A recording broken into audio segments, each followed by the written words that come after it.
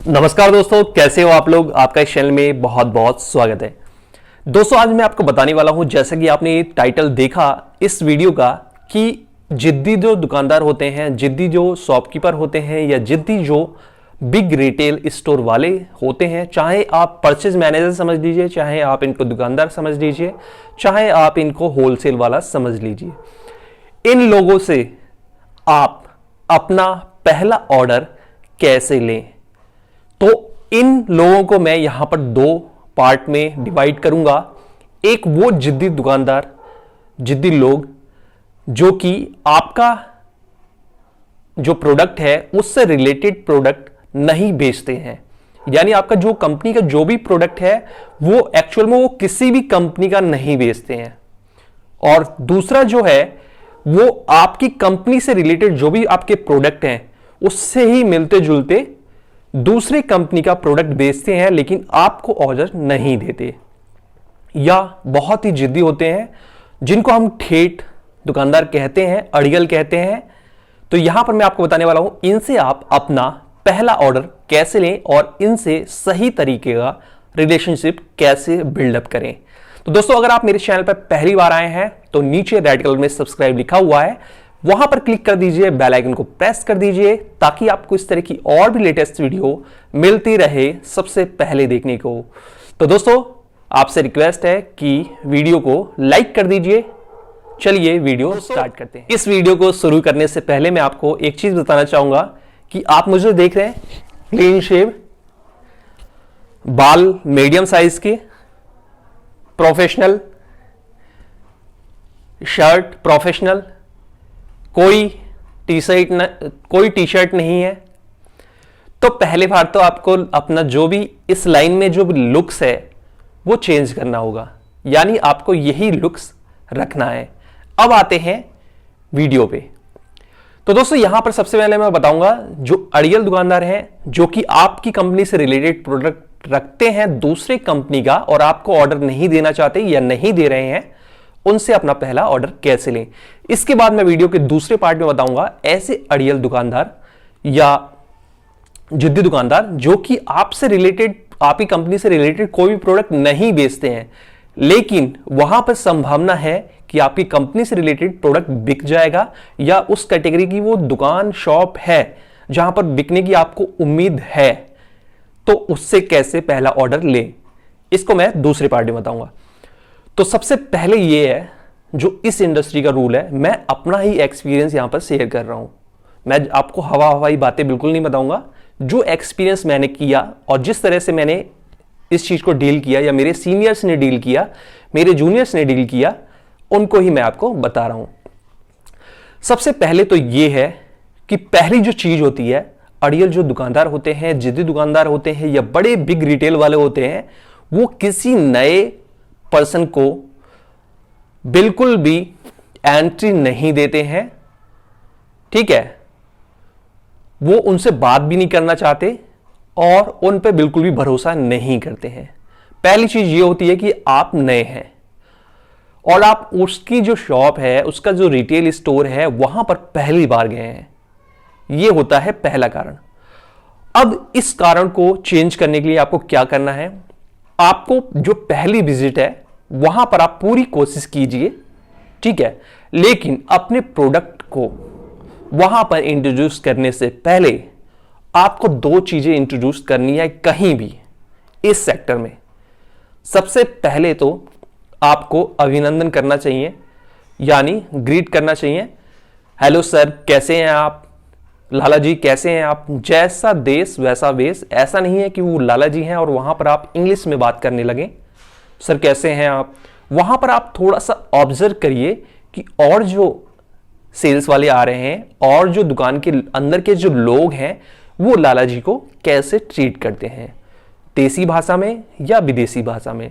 उसको ऑब्जर्व करके आपको उसी तरह से हाय हेलो करना है, ठीक है। उसके बाद अपनी कंपनी का परिचय भी दे देना है उसमें कि सर मैं इस कंपनी से, मेरी प्रोफाइल ये है, मेरा नाम ये है। इसके बाद आपको अपना प्रोडक्ट भी बता देना है। अब अगर वो इंटरेस्ट नहीं लेते, सुनना ही नहीं चाहते उस प्रोडक्ट के बारे में, तो आपको वहां पर से धीरे से चले जाना है। ठीक है, मुस्कुराते हुए थैंक यू सर करके आपको चल देना है। ऐसे लोग क्या होता है कि ऐसे लोग आपसे कम से कम 2 से 3 मीटिंग जब तक नहीं होगी तब तक वो आप पर बिलीव नहीं करेंगे। ठीक है, पहला कारण यही होता है और एक्चुअल में ऐसा ही होता है। तो आपको क्या करना है, जब भी आपका वो रूट प्लान हो, बीट प्लान हो, तो जब भी आप आए वहां पर उस दुकानदार से जरूर मिलें। ठीक है, आपको हेलो हाय करना है, अभिनंदन करना है, अपने प्रोडक्ट के बारे में बताना है। अगर वो नहीं सुनना चाहता तो वहां से हंसते मुस्कुराते हुए आराम से चले जाना है। ऑड नहीं लगना चाहिए उसको, ऐसा नहीं लगना चाहिए कि आप उसकी बेइज्जती करके जा रहे हैं। एक ऐसा टाइम आएगा कि जब आपकी तीसरी से चौथी विजिट में वो आपकी कंपनी का जो प्रोडक्ट है, जो मार्जिन है, वो खुद से पूछेगा, खुद से जानना चाहेगा। ठीक है, और ऐसा आप ये भी ऑब्जर्व आपको करना है कि वो बिजी तो नहीं है। जिस टाइम पे आप उसको हेलो हाय कर रहे हैं, अपनी चीजें बता रहे हैं, वो बिजी तो नहीं है। ठीक है, या किसी पर्टिकुलर रिटेल स्टोर का जो परचेज यानी ऑर्डर देने का टाइमिंग होता है वो सुबह या शाम का होता है। तो ये भी आपको फाइंड आउट करते रहना है। मैंने कहा ना, आपको ऑब्जर्व करना है, तो उस टाइम पे भी आपको वहां पर जाना है। अब तीसरी से चौथी मीटिंग में 100% आपको वहां से ऑर्डर मिलेगा अगर आपने उस रिटेल स्टोर को, उस शॉप को, उस परचेज मैनेजर को सही तरीके से ऑब्जर्व किया है। तो ऑब्जर्व करने में कई चीजें आती हैं। अब आप यहां पे कहेंगे कि मैं ऑब्जर्व कर रहा हूं, इसमें क्या ऑब्जर्व करना है? हर किसी को ऑब्जर्व का मतलब अलग अलग सुनाई देगा। पहली बात तो आपको यह देखना है कि वो आपकी बात सुनना क्यों नहीं चाहता। क्या वो बिजी है? क्या वहां पर भीड़ बहुत ज्यादा है? ठीक है, दूसरा कारण यह हो सकता है, क्या आपका जो डिस्ट्रीब्यूटर है उससे इसकी बनती नहीं है, या आपके डिस्ट्रीब्यूटर को ये कोई भी ऑर्डर नहीं देता, या पुराना कोई विवाद है। इसके अलावा तीसरा जो ऑब्जर्व करेंगे, यह भी करना है कि इसका जो ऑर्डर देने का टाइमिंग है वो सुबह है या शाम है या दोपहर है, या एक्चुअल में यही वो पर्सन है जो ऑर्डर देता है, या इसका कोई और पर्सन है जो यहां पर ऑर्डर देने के टाइम पे होता है। कभी कभी ऐसा होता है कि हम 3-4 मीटिंग कर रहे होते हैं, 3-4 बार अपनी वीट पे गए होते हैं, उसी से मिल रहे होते हैं, लेकिन चौथी पांचवी बार में हमें पता पड़ता है कि एक्चुअल में ये ऑर्डर नहीं देते, इनके भैया देते हैं ऑर्डर, या परचेज मैनेजर कोई और है, या दुकान में जो सबसे पुराना एम्प्लॉय है वो ऑर्डर देता है। तो हम गलत जगह अप्रोच कर रहे होते हैं। तो ये सारी चीजें ऑब्जर्व करने की होती हैं, और ये सारी चीजें जब सबको पता है, वो खुद से भी नहीं बताते। उन्हें पता है ये नया है तो इसको ऐसे ही जाने दो। ठीक है, वो ये भी नहीं बताएंगे कि मैं ऑर्डर नहीं देता, वो ऑर्डर देता है, ऐसे भी नहीं बोलेंगे। ये सब चीजें आपको ऑब्जर्व करना है। अगर इतनी चीजें आपने सही तरीके से ऑब्जर्व की हैं तो 100% है कि तीसरी से चौथी मीटिंग में आपको एक छोटा ऑर्डर जरूर मिल जाएगा।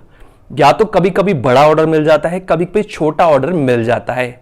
एक ऑब्जर्व करने वाली और भी चीज है जो मैं आपको बता देता हूं ताकि आप इस पर भी ध्यान दे पाए। आप ये देखिए कि वो किस कंपनी का प्रोडक्ट बेचता है जो आपका कॉम्पिटिटर है, यानी आपकी कॉम्पिटिटर कंपनी जो है वो किसका प्रोडक्ट ज्यादा बेचता है, ये आप देखिए। और वो प्रोडक्ट कितने सारे उसके काउंटर, मतलब उसके जो दुकान में है, उसके स्टोर में है, लग रहा है। अगर वो ज्यादा बल्क में आपको दिखाई दे तो आप ये समझिए कि उसको अच्छी स्कीम मिल रही होगी, अच्छा या तो क्रेडिट मिल रहा होगा। तो आपको ये भी ऑब्जर्व करना है, ये भी ध्यान रखना है, ये भी लगाना है। इसीलिए सेल्स में हमेशा कहा जाता है कि सेल्स में आपको शॉप से जहां से ऑर्डर मिलता है उससे रिलेशनशिप रखना है, शॉप के एम्प्लॉय से भी रिलेशनशिप बढ़ाना है।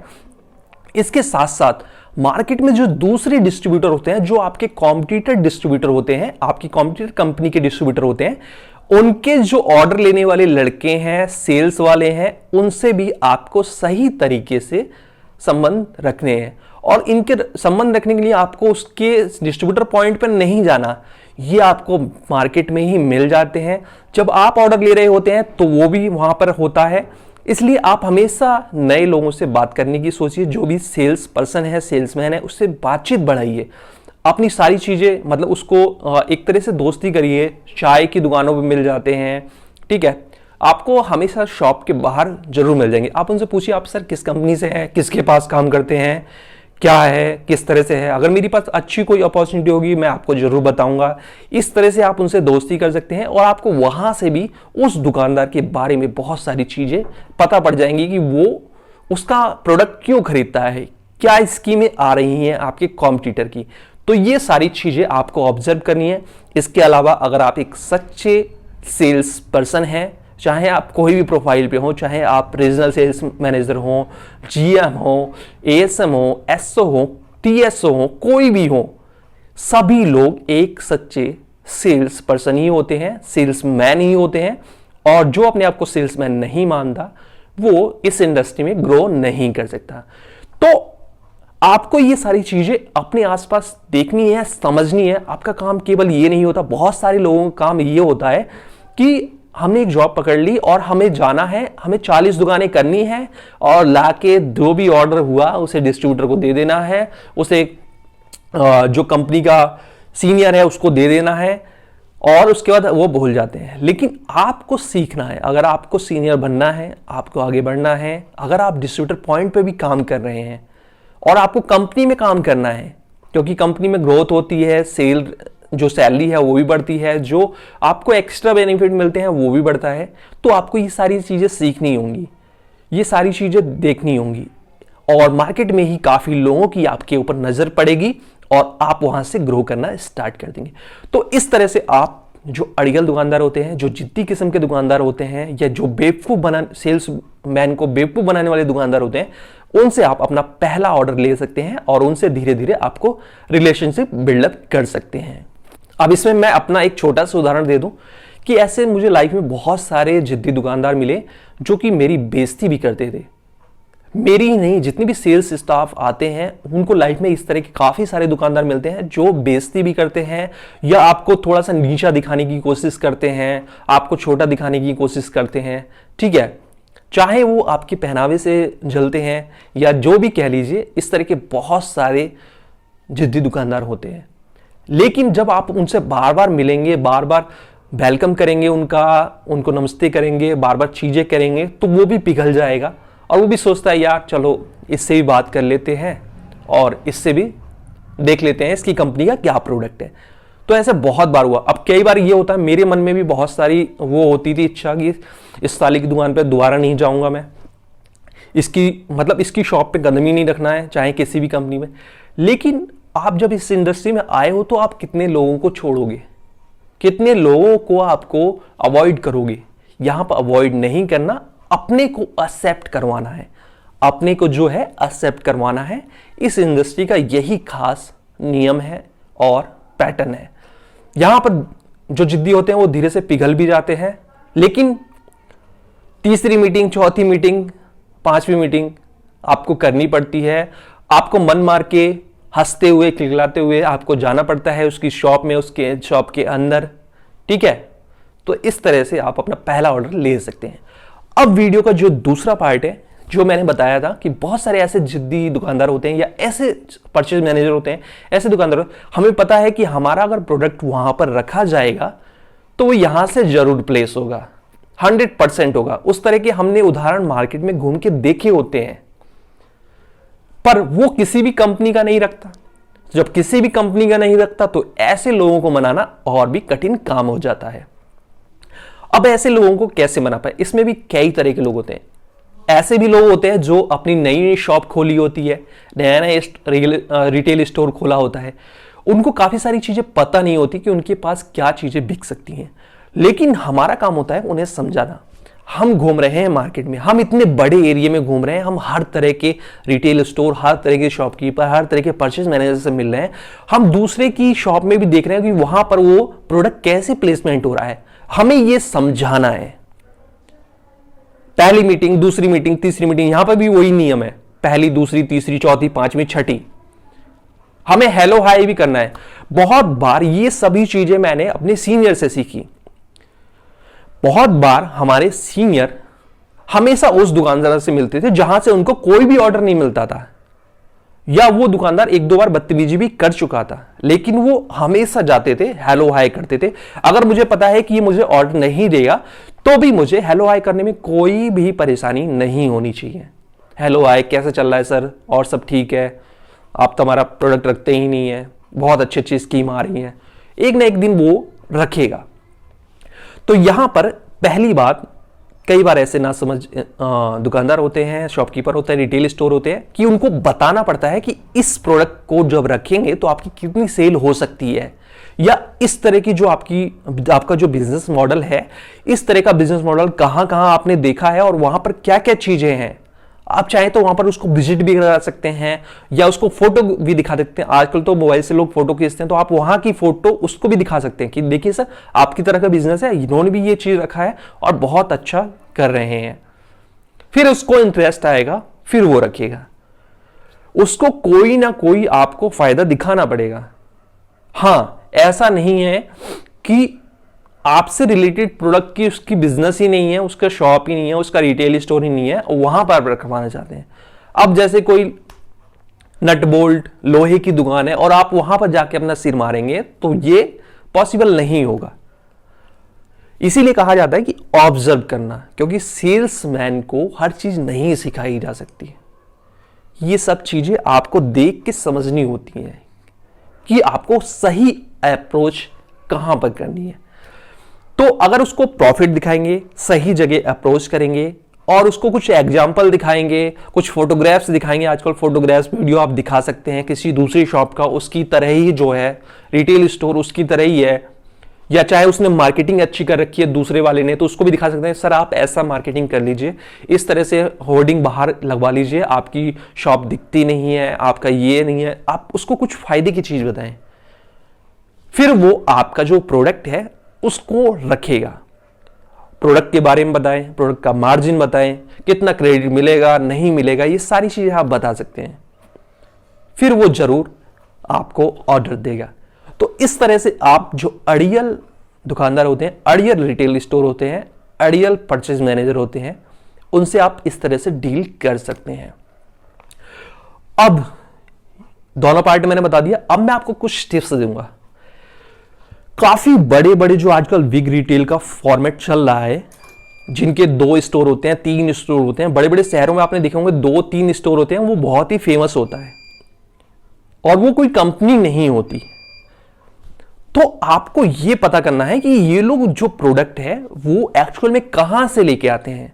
कटिंग का प्रोडक्ट लेते हैं, डिस्ट्रीब्यूटर से लेते हैं जो उसी एरिया में है, या डिस्ट्रीब्यूटर से लेते हैं जो दूसरे एरिया में है, या सस्ता प्रोडक्ट लेते हैं या बल्क में प्रोडक्ट लेते हैं, उसकी कैपेसिटी कितनी है लेने की। क्योंकि अगर आपको शॉप की और दुकानदार की कैपेसिटी पता होगी, इस रिटेल स्टोर की कैपेसिटी पता होगी, तो हर कंपनी के पास अलग अलग बजट होता है, अलग अलग मार्जिन स्ट्रक्चर होता है, तो आप उसको सही तरीके का उसके हिसाब से मार्जिन और बजट दे सकते हैं, तो शायद उसको फायदा हो जाए। कभी कभी ऐसा होता है कि जो बड़ा रिटेल स्टोर वाला होता है, हमें उसकी कैपेसिटी पता नहीं होती, वो लेने वाला होता है 10 गत्ते, 10 गत्ते से कम वो लेता ही नहीं है और हमें ये पता ही नहीं होता।